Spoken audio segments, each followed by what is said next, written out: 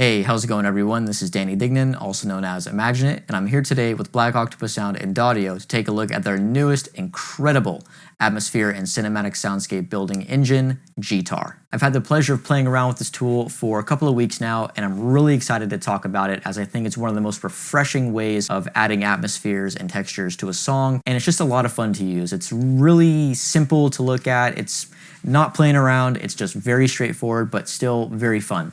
So let's go into Logic here. I have a session open. I want to go through all the components that make up this plugin, talk about some key features, and then at the end, I'll go ahead and open up one of my original sessions and I'll show you how you can use this plugin in a production session. Okay, so here we are in G-Tar, and as I mentioned in the intro, we have a really nice and simple layout. Everything is right here. The only other windows are the About section, where you can set the UI zoom factor, streaming mode, max voices, and learn a little bit more about the creators of the plugin, which I highly encourage. And then we have a bunch of presets as well, which is really cool, and we can save our own presets. But for now, let's take a look at the main components. This is what the plugin sounds like on first load.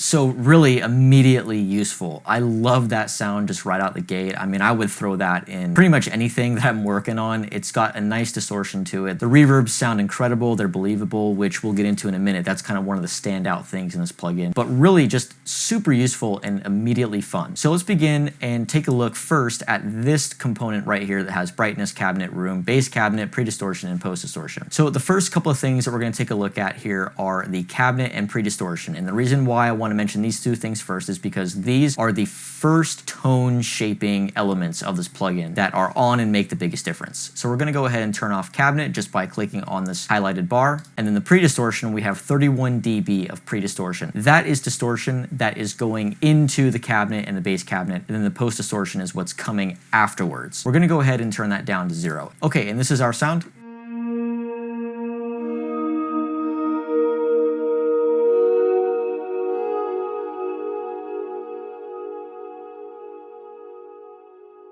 Cool, so now we have a pretty clean guitar tone. We can adjust the brightness of the guitar tone using this brightness slider right here. So we can go from -15 dB, which is going to be pretty damp, where +15 dB is going to be pretty bright.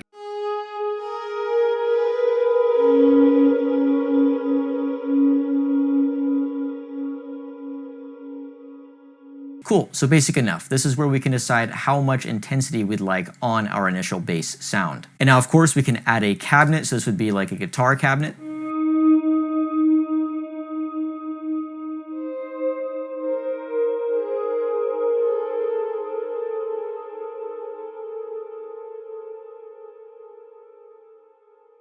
So we're getting those nice, warm, and definitely guitar-like cabinet tones. What's really cool too is there's a bass cabinet as well, and the bass cabinet is going to have a different set of flavors, really, different set of overtones.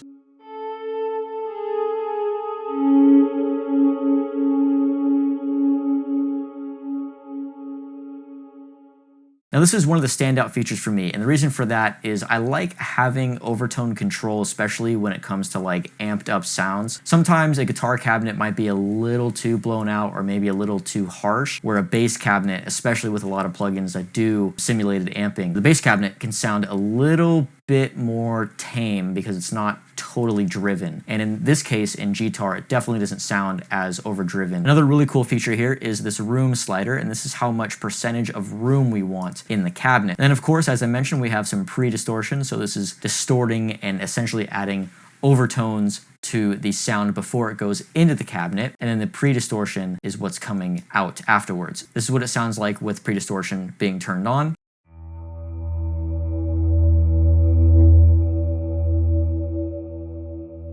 And you can hear those overtones coming through. Next, we have the post-distortion.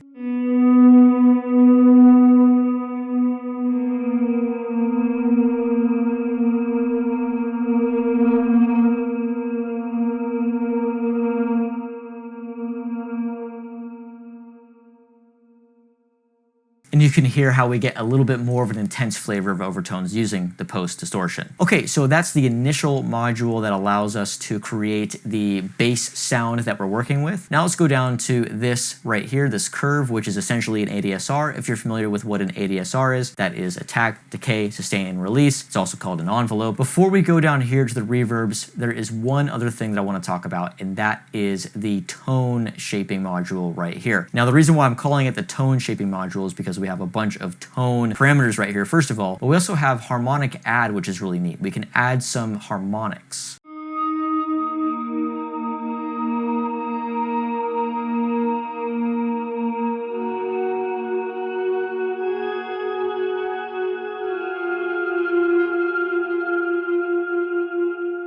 And as you just heard, as we bring up the harmonic add dB, we get a higher register tone, which just adds a little bit more interest to the sound, a little bit more higher register interest. Next, we have the synth layer, and this is going to bring in a sawtooth. I'm going to bring it down and then bring it up and play a note.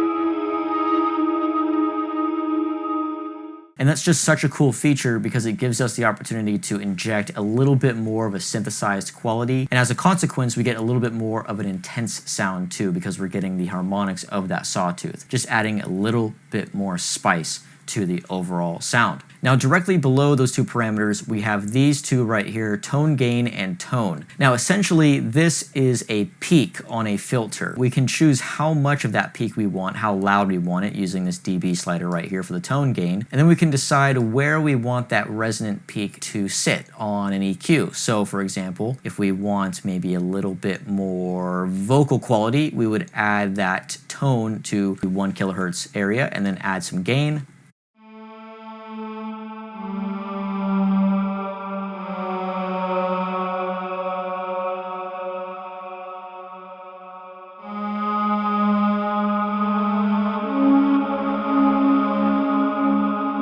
And then if we bring it up just for contrast somewhere else to about 3.7, 3.6.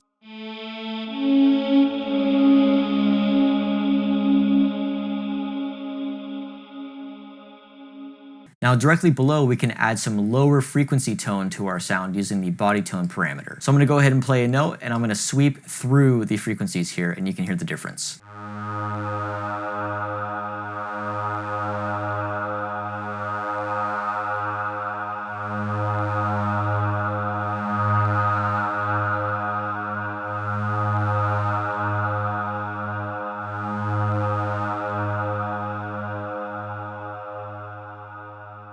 So again, another great opportunity for shaping the sound. This is a great way to add a little bit more thickness to your sound in the lower registers. And what's really handy too, especially when we're adding frequencies in the boxier areas of 250 to about 500 plus, things get pretty muddy. So we get to use this demud parameter right here.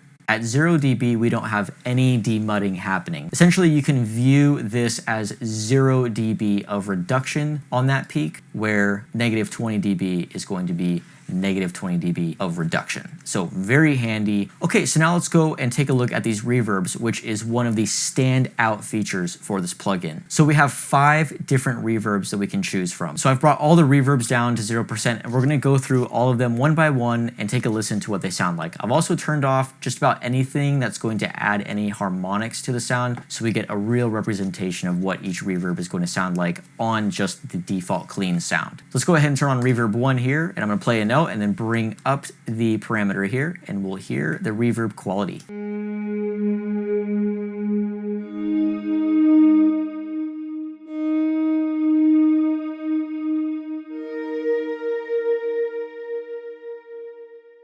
So that one seems to have a really nice body to it and really pushes the sound back. Let's go ahead and check out reverb 2.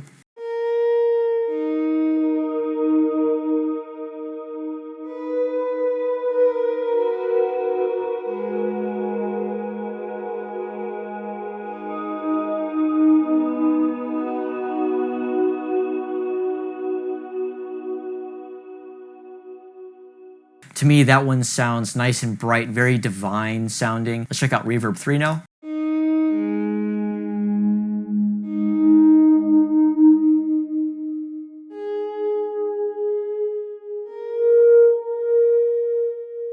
Now this reverb is really interesting because it has that reverb quality, but no matter where we play on the keyboard, it seems like that note particularly gets blown out or especially gets that reverb quality. So maybe there's some key tracking going on with this reverb, which is really, really intelligent and really cool. Now let's check out reverb 4.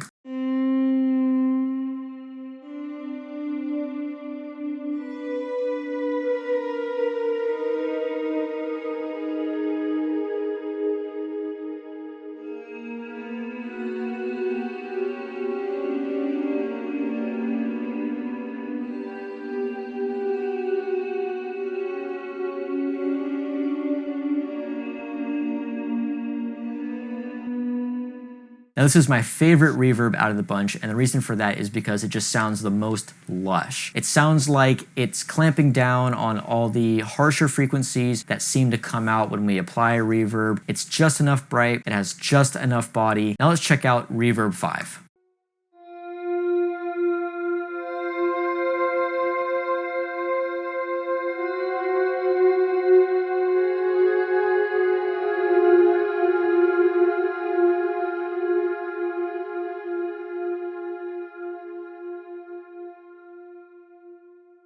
Now to me, this one sounds like it's doing a little bit of everything that the other 4 reverbs are doing. We have that nice lush sound. We're definitely hearing a little bit of body coming through. Maybe we're even hearing a little bit of that high tonality from reverb 2, but nonetheless, really interesting. And this is what it sounds like maybe with all the reverbs on.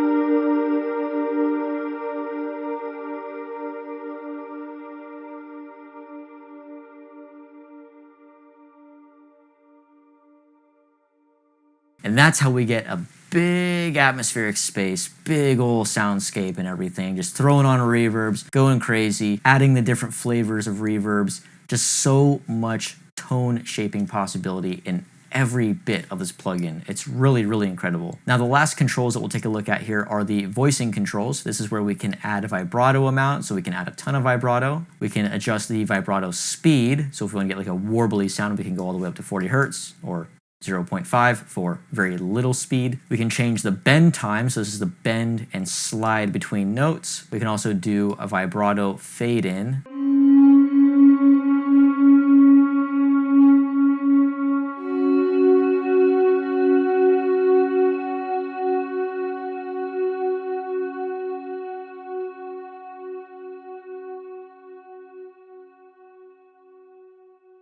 The vibrato comes in at the set amount of time that we have here. So we have 628 milliseconds, we can go all the way up to 3000. And then lastly, if we want to introduce a little bit of noise, we can go ahead and turn that up. Let's go to 5 dB to start.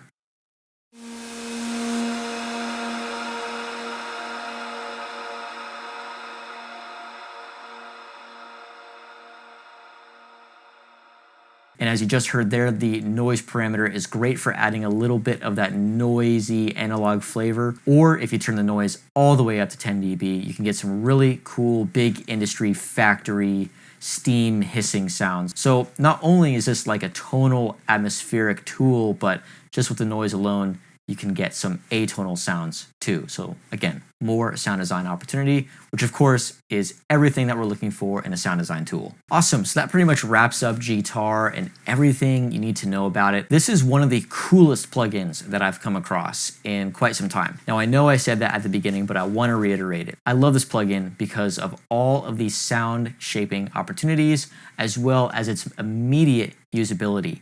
There isn't a whole lot of digging around and going on an archaeological expedition trying to find certain parameters and certain things to get this tool to actually work or get some cool sounds. Everything's very accessible, it's very simple, very clean, and it sounds high quality too. And then on top of that as well, everything's all set up in such a way where you can just smack it into your session, and begin adding textures, tones, and atmospheres to the song. So with all of those things considered, this is truly a one-of-a-kind plugin that is perfect for adding some cinematic and atmospheric dimension to your tracks. Now let's go on over into an actual session that I have, and I'm going to go ahead and pop this plugin in without any processing, nothing at all, just to show you how immediately useful it really is. Okay, so here we are in the session. This is a song I'm currently working on called Gestalt. I'm going to go ahead and play the chorusy section just as is without guitar, and then I'm going to go ahead and play it again with guitar and just kind of riff over it.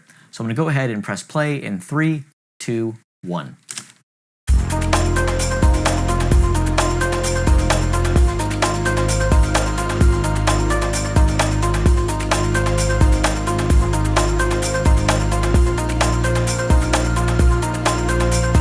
All right, I'm going to play with guitar this time, and I'm going to play the song in 3, 2, 1.